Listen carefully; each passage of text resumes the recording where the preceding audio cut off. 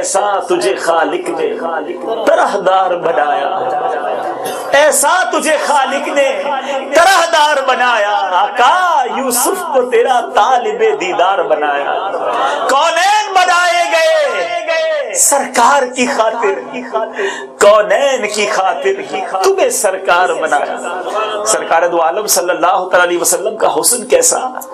ایک بار ہجرت کا موقع ہے، نبی پاک علیہ الصلوۃ والسلام ام معبد رضی اللہ تعالی عنہا کے خیمے میں پہنچتے ہیں۔ ابھی وہ بزرگ خاتون ہیں، ایمان نہیں لائیں۔ سرور کائنات صلی اللہ علیہ وسلم نے راستے میں تھی، need some food. He asked her, you have some food for me? I want to pay. میں پیسے سے خریدنا چاہتا ہوں۔ ریکویسٹ کی کہ I have nothing. کچھ بھی نہیں میرے پاس۔ ان کے اس خیمے کے اندر ایک بکری تھی، لاغر بکری تھی، there is no milk. پیارے آقا علیہ الصلوۃ والسلام نے کہا اگر اجازت دو، if you give us permission، ہم اس بکری میں سے کچھ ملک نکال لیں۔ اس نے پرمیشن دے دی۔ میرے آقا نے اپنے پیارے ہاتھ لگائے، just touch the hand, look at the blessing of that blessed hand۔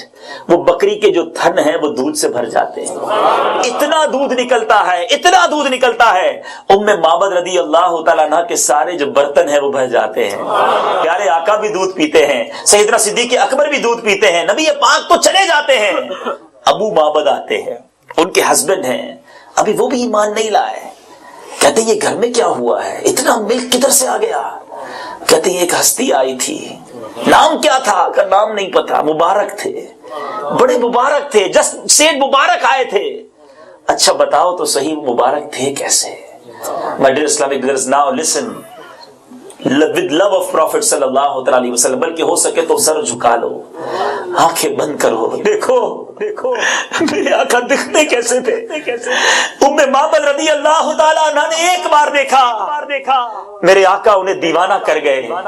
وہ کہتی ہیں رأیت رجلا ظاہر الوداع، میں نے حسن و جمال کے پیکر کا دیدار کیا ہے، ابلج الوجہ حسن الخلق، کہتی جن کا چہرہ خوبصورت اور وہ تخلیق کے شاہکار ہے، کہتی ہیں ایسا حسین چہرہ تھا کہ پہلے میں نے ایسا دیکھا ہی نہیں۔ رأیت رجلا ظاہر الوداع، I saw a man of striking appearance، ابلج الوجہ حسن الخلق، radiant face, beautifully created، لم تعبہ فجلا، کہتی his belly was not protruding، وَلَمْ تُزْرِ بِهِ سَعْلًا، nor was his head disproportionate and small، نہ وہ زیادہ ان کا پیٹ بڑا ہوا تھا، نہ بہت دبلی جسامت والے تھے، Wasim قسیم، proportionate and delicate، finally made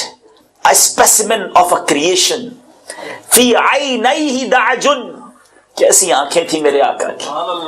کہتی ہیں in his eyes there was a contrast، the dark was immensely dark، the white was excessively white، وفی اشفارہ وطف، میرے آقا کی پلکیں کیسی تھی۔ کہتی ہیں and his eyelashes were long، لمبی پلکیں تھی، وفی صوتہ سحل، سنو میرے آقا کی آواز کیسی تھی۔ فرماتی ہے and in his voice was a natural echo، وفی عنقہ سطع، آقا کی گردن مبارک کیسی تھی۔ فرماتی and his neck was elegantly long، وفی لحیتہ کثافہ، سنو اے نوجوانوں میرے آقا داڑھی والے تھے، اور داڑھی مبارک کیسی؟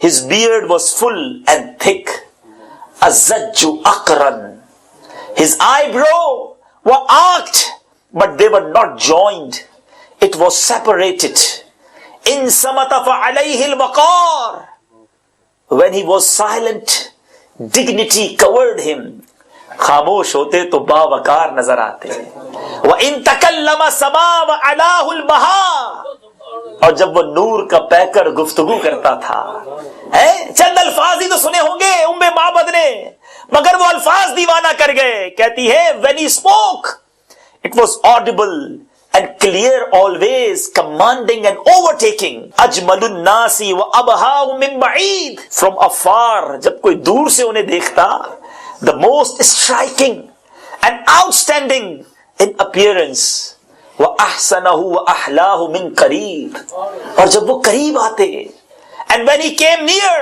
the best of them and the most handsome of them in closeness. حلو المنطق کہتی ہے such an exalted and sweet level of logical. When he used to speak, it was so comprehensively logical. It was smooth and easy to understand. سوچو کیسے ہیں ہمارے آقا، ان کے الفاظ کیسے، ان کا چہرہ کیسا.